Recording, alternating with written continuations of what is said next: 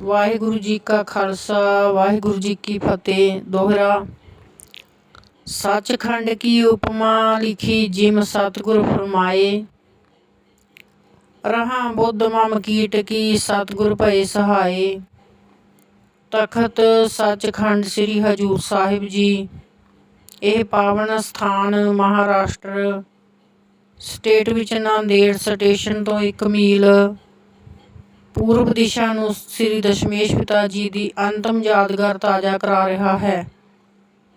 ਇੱਕ ਦਿਨ ਮੌਜੂਦਾ ਗੁਰਦੁਆਰਾ ਲੰਗਰ ਸਾਹਿਬ ਵਾਲੇ ਅਸਥਾਨ ਤੇ ਲੰਗਰ ਛਕਣ ਮਗਰੋਂ ਨਗੀਨਾ ਘਾਟ ਤੇ ਸਜੇ ਦੁਪਹਿਰ ਦੇ ਦੀਵਾਨ ਵਿੱਚ ਸਾਹਿਬਾਂ ਨੇ ਆਪਣੇ ਪੂਰਬਲੇ ਸਮਾਚਾਰ ਸੁਣਾਉਂਦਿਆਂ ਫਰਮਾਇਆ, ਅਸਾਂ ਸਤਯੁਗ ਅਤੇ ਤ੍ਰੇਤਾ ਇੱਥੇ ਹੀ ਤਪੱਸਿਆ ਕਰਦਿਆਂ ਬਿਤਾਇਆ ਹੈ। ਤਾਂ ਸਿੰਘਾਂ ਨੇ ਉਸ ਪਵਿੱਤਰ ਅਸਥਾਨ ਜੀ ਦਰਸ਼ਨ ਬਲਾਖਾ ਪ੍ਰਗਟ ਕੀਤੀ। ਦੂਜੇ ਦਿਨ ਅੰਮ੍ਰਿਤ ਵੇਲੇ ਹੀ ਦਸਮ ਪਿਤਾ ਇਸ਼ਨਾਨ ਸੋਧ ਸ਼ਸਤਰ ਬਸਤਰ ਕਲਗੀ ਜਿਗਾ ਸਜਾ ਮੌਜੂਦਾ ਸੱਚਖੰਡ ਸਾਹਿਬ ਵਾਲੀ ਥਾਂ ਆਏ। ਪਰਕਰਮਾ ਲੈ ਵਾਹਿਗੁਰੂ ਜੀ ਕੀ ਫਤਿਹ ਗਜਾ ਥੜੇ ਸਾਹਿਬ ਦੇ ਉੱਪਰ ਬਿਰਾਜਮਾਨ ਹੋ ਕੇ ਸ੍ਰੀ ਅਕਾਲ ਪੁਰਖ ਵਾਹਿਗੁਰੂ ਜੀ ਦੇ ਸਿਮਰਨ ਵਿੱਚ ਲੀਨ ਹੋ ਗਏ। ਸਵੇਰੇ ਪਹੂ ਫੁੱਟਣ ਵੇਲੇ ਜਦੋਂ ਥੱਲੇ ਬੈਠੇ 9 ਰਖੀਸਰਾਂ ਦੀ ਸਮਾਧੀ ਖੁੱਲੀ ਤਾਂ ਸਿੰਘਾਸਣ ਤੇ ਨਿਰੰਕਾਰੀ ਜੋਤ ਬਿਰਾਜਮਾਨ ਹੋਈ ਦੇਖ ਬਹੁਤ ਹੀ ਅਚਰਜ ਤੇ ਵਿਸਮਾਦ ਹੋਏ। ਚਰਨ ਕਮਲ ਪਰਸਨ ਤੇ ਉੱਠੇ। ਸਵੇਰ ਹੋ ਜਾਣ ਕਰਕੇ ਸੰਗਤਾਂ ਵੀ ਦਰਸ਼ਨ ਨੂੰ ਆਉਣ ਲੱਗ ਪਈਆਂ ਅਤੇ ਸਾਹਿਬਾਂ ਦੇ ਆਪਣੇ ਅੰਮ੍ਰਿਤ ਬਰਸਾਉਣ ਵਾਲੇ ਨੇਤਰ ਖੋਲ੍ਹ ਲਏ। ਉਹਨਾਂ ਰਖੀਸਰਾਂ ਨੂੰ ਚਰਨਾਂ ਤੇ ਡਿੱਗਿਆ ਦੇਖ ਕੇ ਸਾਹਿਬਾਂ ਨੇ ਪੁੱਛਿਆ, ਤੁਸੀਂ ਕੌਣ ਹੋ? ਕਦੋਂ ਤੋਂ ਇੱਥੇ ਰਹਿੰਦੇ ਹੋ?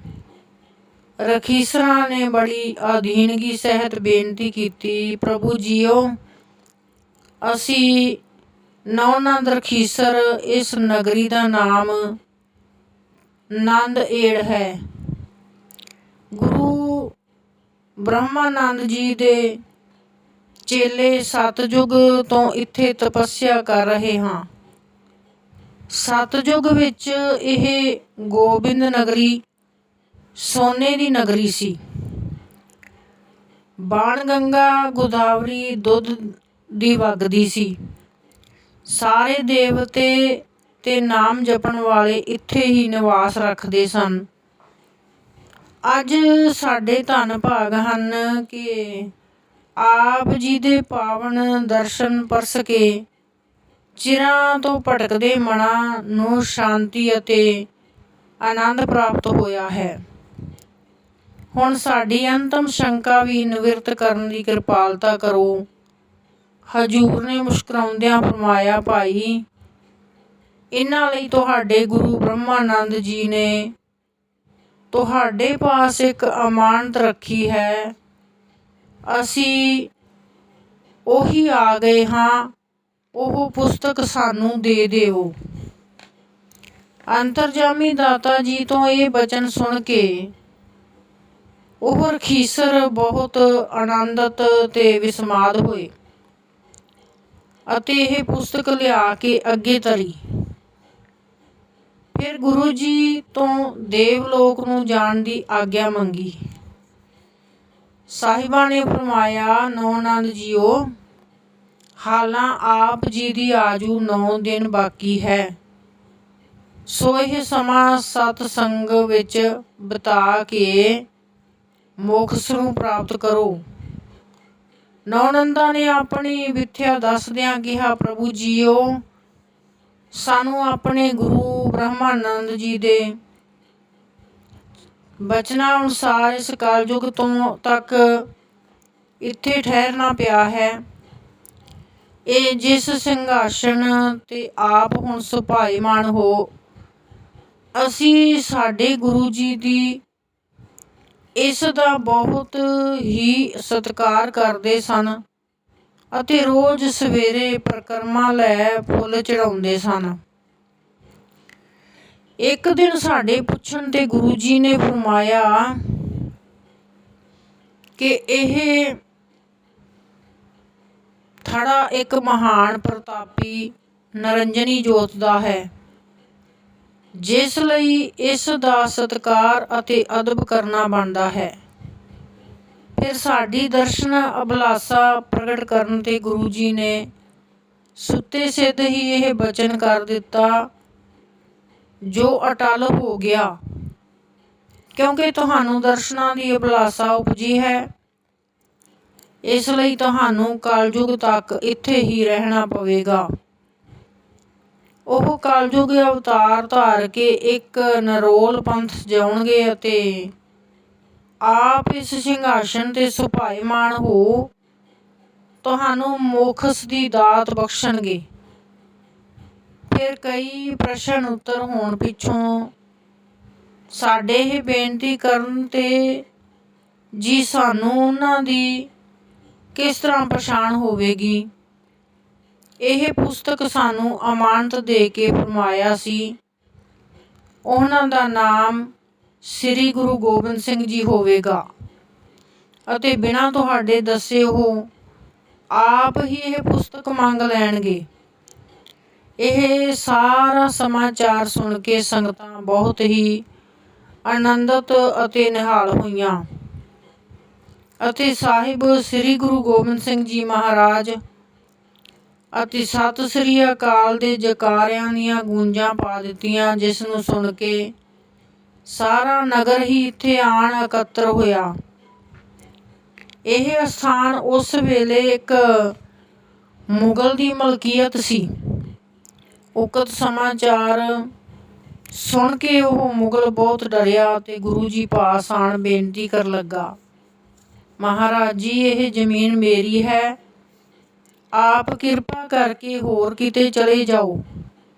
ਲੇਕਿਨ ਜਦੋਂ ਇਸ ਨੇ ਸਿੰਘਾਂ ਅੱਗੇ ਕੋਈ ਦਾਲ ਗਲਦੀ ਨਾ ਦੇਖੀ ਤਾਂ ਬਾਦਸ਼ਾਹ ਬਹਾਦਰ ਸ਼ਾਹ ਪਾਸ ਜਾ ਫਰਿਆਦੀ ਹੋਇਆ, ਜੋ ਸਾਹਿਬਾਂ ਦੇ ਦਰਸ਼ਨਾਂ ਲਈ ਇੱਥੇ ਹੀ ਠਹਿਰਿਆ ਹੋਇਆ ਸੀ। ਦੂਜੇ ਦਿਨ ਜਦੋਂ ਬਾਦਸ਼ਾਹ ਦਰਸ਼ਨਾਂ ਨੂੰ ਆਇਆ ਤਾਂ ਗੁਰੂ ਜੀ ਅੱਗੇ ਬੇਨਤੀ ਕੀਤੀ, ਮਹਾਰਾਜ ਜੀਓ, ਆਪ ਦਿਆਲੂ ਤੇ ਬਖਸ਼ਿੰਦ ਹੋ, ਇਸ ਮੁਗਲ ਫਰਿਆਦੀ ਤੇ ਵੀ ਰਹਿਮ ਕਰੋ। ਇਸ ਵੇਲੇ ਉਹ ਮੁਗਲ ਦੀ ਵੀ ਬਾਦਸ਼ਾਹ ਦੇ ਹੁਕਮ ਅਨੁਸਾਰ ਆਪਣੇ ਗਵਾਹ ਸ਼ਹਿਰ ਦੇ ਮੌਲਵੀ ਮਲਾਣੇ ਲੈ ਕੇ ਇੱਥੇ ਹਾਜ਼ਰ ਸੀ।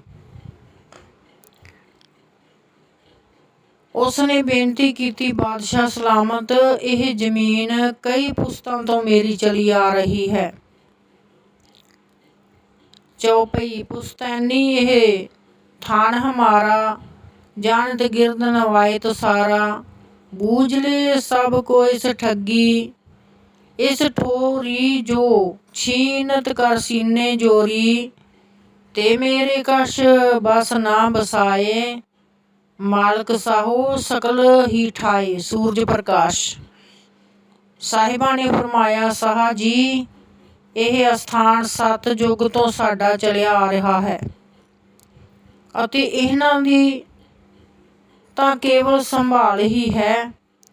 ਫਿਰ ਚੋਜੀ ਪ੍ਰੀਤਮ ਜੀ ਨੇ ਸਾਰਿਆਂ ਦੇ ਸਾਹਮਣੇ ਉਹ ਜਗ੍ਹਾ ਪੁਟਵਾਈ ਅਤੇ ਆਪਣੇ ਸਤਿਯੁਗੀ ਆਸਨ ਭਸਮ ਦਾ ਢੇਰ, ਪਊਆ ਕਰਮੰਡਲ ਤੇ ਮਾਲਾ ਕਢਵਾ ਕੇ ਆਪਣਾ ਸਥਾਨ ਪ੍ਰਗਟ ਕੀਤਾ, ਜੋ ਤਪ ਕਰਕੇ ਉੱਥੇ ਉਸੇ ਤਰ੍ਹਾਂ ਕਾਇਮ ਸਨ। ਫਿਰ ਗਰੀਬ ਨਵਾਜ ਦਾਤਾ ਜੀ ਨੇ ਪ੍ਰਸੰਨ ਹੋ ਕੇ ਉਸ ਤੁਰਕ ਨੂੰ ਇਸ ਸਥਾਨ ਤੇ ਮੋਹਰਾਂ ਵਿਛਾ ਕੇ ਬਖਸ਼ੀਆਂ। ਚੌਪਈ ਸਭ ਕੋ ਪਤਾ ਦਿਖਾਵਣਾ ਠਾਨਾ, ਆਬ ਤੋ ਹਮਰੋ ਭਇਓ ਸਥਾਨਾ, ਤੋ ਮੋਲ ਇਸ ਦੇਤ ਮੁਗਲ ਕੋ, ਲੇਕਰ ਦਾਵਾ ਹਰਹੇ ਸਬਲ ਕੋ। ਕਰੀ ਬਿਛਾਵਣ ਗਨ ਦਿਲਾਰ, ਇਹ ਲੱਗ ਅਬ ਸੋ ਹੈ ਦਰਬਾਰ। ਫਿਰ ਗੁਰੂ ਜੀ ਨੇ ਇਸ ਸਥਾਨ ਦੇ ਚੌਗਿਰਦੇ 1 ਯੋਜਨ ਤੱਕ ਜ਼ਮੀਨ ਖਰੀਦ ਕੇ ਬੈਨਾਮਾ ਲਿਖਵਾ ਕੇ ਪਟਾ ਕਰਵਾਇਆ ਸੀ। ਚੌਪਈ ਬੈਖਿਤ ਤਿਸ ਕਰਕੇ ਲਿਖਵਾਇਓ, ਰਾਜੀਨਾਮਾ ਸਗਲ ਕਰਾਇਓ। 1 ਯੋਜਨ ਲਗ ਗੁਰੂ ਸਥਾਨਾ, ਕੌਣ ਕਰੇ ਦਾਵਾ ਲਿਹੋ ਜਾਨਾ। ਸਗਰੇ ਨਗਰ ਪ੍ਰਗਟ ਪਈ ਗਾਥਾ, ਭੂਮ ਮੋਲ ਲੀਨੀ ਗੁਰਨਾਥਾ। ਸੂਰਜ ਪ੍ਰਕਾਸ਼। ਵਾਹਿਗੁਰੂ ਜੀ ਕਾ ਖਾਲਸਾ, ਵਾਹਿਗੁਰੂ ਜੀ ਕੀ ਫਤਿਹ। ਵੇਖਾਂ